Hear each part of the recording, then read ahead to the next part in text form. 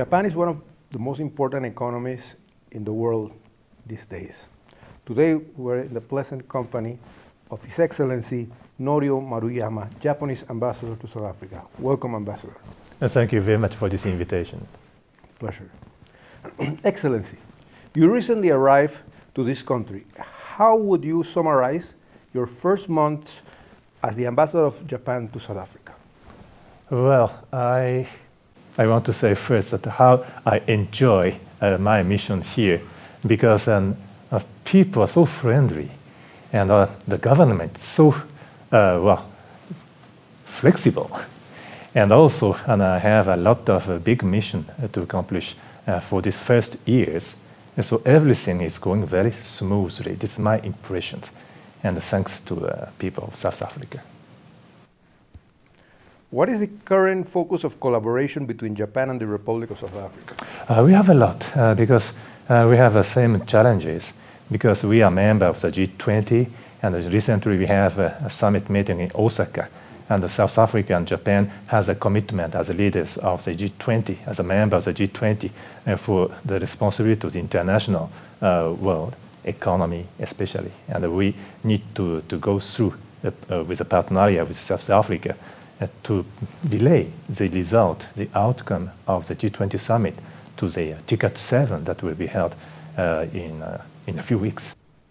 What goals or aims do both countries have in common at the G20? Yes, the first one is for the entire world economy, because we are facing a certain uncertainty in the world, and at this time G20 needed to send a very strong message to the world, a positive one. And Japan, and together with South Africa, has succeeded to do so. The second one is development issues, SDGs as well. G20 has a huge responsibility for achieving the SDGs, and South Africa, as the next chair of the AU, also share this responsibility. So we work together. And for the SDGs matters, we will discuss a lot at the TICAD 7 summit in Yokohama. Ambassador, are you aiming to pursue any new cooperation agreements between the two nations, and can you kindly mention them?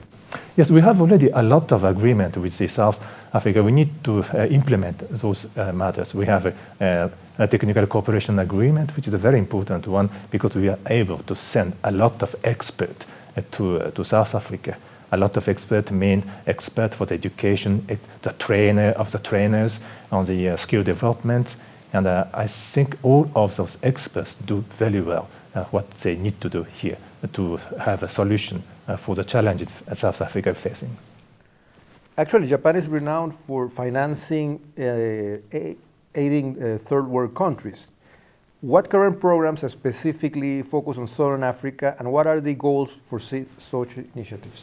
Yes, South Africa has a specificity to be the member of the G20, and also having the social challenges. And Japan is focusing on two.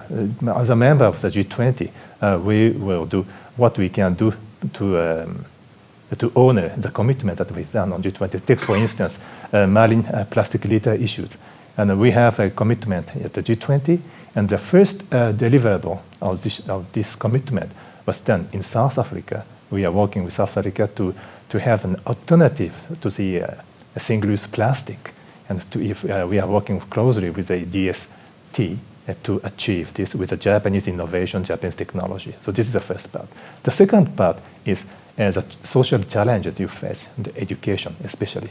The primary education, we send an expert for more than 10 years in order to be able that the method of the mathematics in Japan can be introduced in South Africa. I take, for instance, as well, inclusiveness is especially important for Japan and for South Africa as well. When we're talking about inclusiveness, we are thinking about disabled people. And as well, we are sending the expert for that to find a solution. How would you define the presence of Japanese investment in South Africa? I think it's quite an important investment, because we are contributing to create more than 150,000 of employment here. And you see the presence of Toyota, the presence of Nissan, Isuzu, just to mention about the automotive industry. But nowadays, when we are thinking about investment, we are thinking also about how we can be useful for the solution that we can provide, the business people can provide for the challenges that we are facing. So I'm talking about the health. We can talk about some other issues, but for this innovation will be the key to help a lot of those kind of difficulties. So Japanese investment also focusing on those aspects. May you share some of the trade figures between both countries? And can you tell us if South African businessmen are interested in trade with Japan? Is there an existing chamber of commerce, your trade office, or any other entity that could assist them? Yes, I think we have a lot of big representative of the Japanese trade business people here, and they will be one of the most interesting partner to cooperate with. And we have also the Japanese organization called JETRO, Japan External Trade Organizations, who is always helpful to have those investors to be interested in Japan. But don't forget that Japan has already launched an initiative through the TICAD 6. We call this a private-public economic forum that's been, for the first one was being launched here in South Africa last year. And this kind of forum is very important. And also I would like to add that when President Ramaphosa visited Japan for G20, and I will be happy to have the president at the TICAD summit as well. He will with the big business delegations. And if they will have this opportunity to have a roundtable meeting with the Japanese counterpart, it will be a very interesting occasion, and the Japanese government, especially here with the Japanese embassy, has the intention to support all kinds of this movement that can go well for the good partnership between both two countries.